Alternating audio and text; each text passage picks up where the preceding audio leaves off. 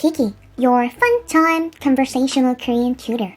As you learned how basic Hangul is formed and learned vowels a, ya, o, yo, u, yo last time, today we're going to learn the rest of standard vowels u, u, e.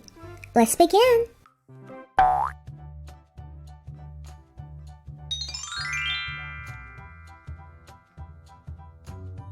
U,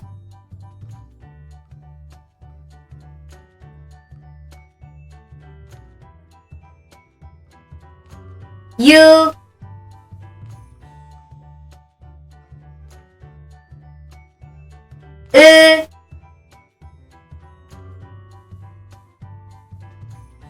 E,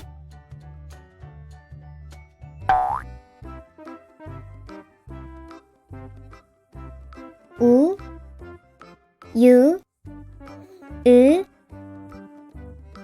e. Now you learned total 10 standard vowels. Please stay tuned for the diphthongs in the next basic Hangul video.